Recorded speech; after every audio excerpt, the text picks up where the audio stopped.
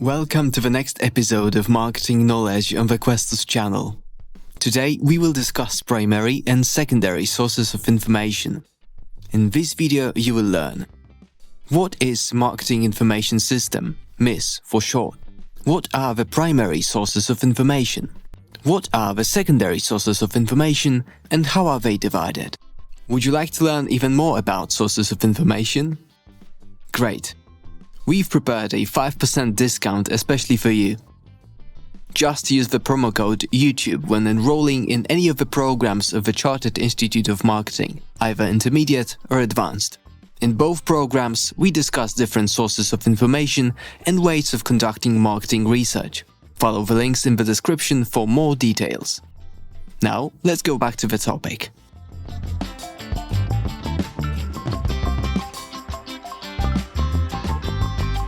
First, let's explain what is the Marketing Information System. MIS is a body within an organization that consists of people, objects and processes. Its main purpose is to collect information from the organization's market environment. Marketers use this information to create strategies and marketing plans. Therefore, MIS collects information from primary and secondary sources. Now, let's explain how do these sources of information actually differ.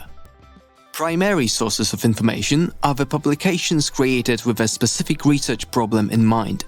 The information we may obtain from them is therefore related to specific cases researched by a given entity.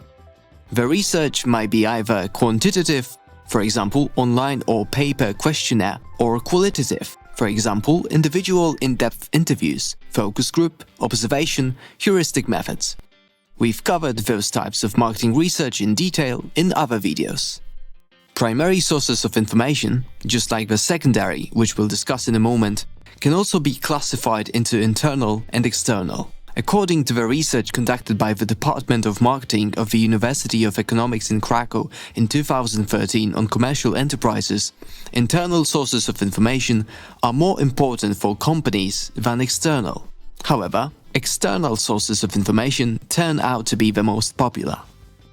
A big advantage of using primary sources of information is the fact that the obtained information is corresponding directly to a specific research problem. As a consequence, the information is detailed and tailored to the specific organization, and the whole attention is focused on seeking a solution to a specific problem.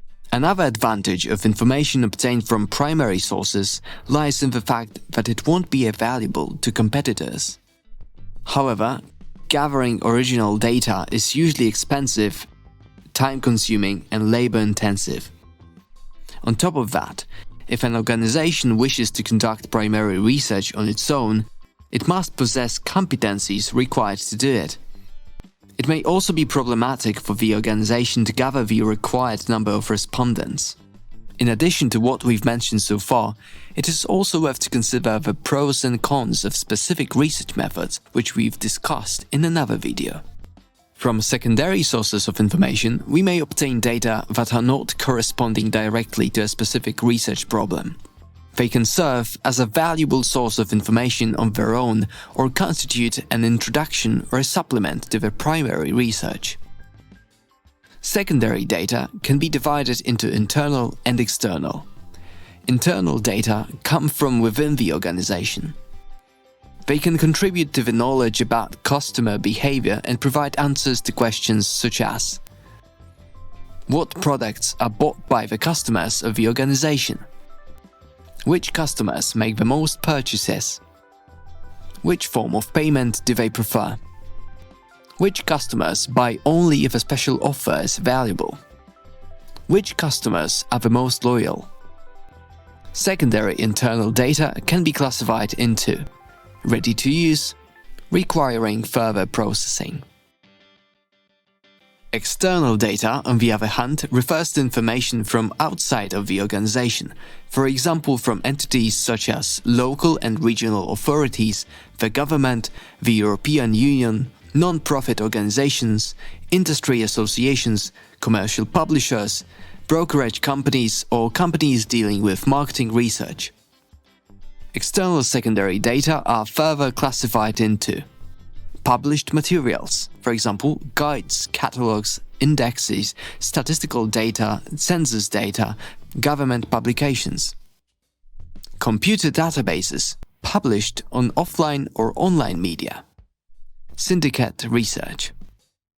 External data can prove to be more difficult to acquire and evaluate and more expensive than internal data.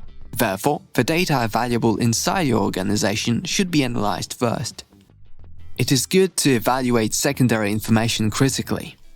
In order to evaluate existing information, we should consider aspects such as specification of the study, accuracy and possible errors, how up-to-date is the study, what was the purpose of the study, and whether the study is reliable. Secondary sources of information are definitely cheaper to exploit since they do not require conducting original research. If the data come from a reliable, prestigious source, you can also expect that they are high quality. The mere acquisition of such data is relatively simple and quick. However, the usefulness of secondary data may be limited due to the fact that it may not directly correspond with the specific research question that we are trying to answer. Moreover, secondary data may be not sufficiently up to date. It should also be noted that such data are also valuable for competitors. In order to approach a given research problem more holistically, it is recommended to use both sources of information, primary and secondary. In conclusion, from today's video we've learned that Marketing Information System, MIS, is a body within an organization that collects useful marketing information. Sources of information can be divided into primary and secondary. The acquired data may be either external or internal. Secondary data can be divided into all kinds of market-related publications, computer databases, or syndicate research. Primary data come from analyzing a specific research problem, while secondary data consists of the readily available materials. That's all for today's episode of Marketing Knowledge. If this was useful to you, don't forget to like the video. And if you'd like to learn more about this topic, we encourage you to enroll in the team programs. Be sure to subscribe to the channel and click the notification bell if you don't want to miss any episodes of Marketing Knowledge with Questus. See you soon. Bye.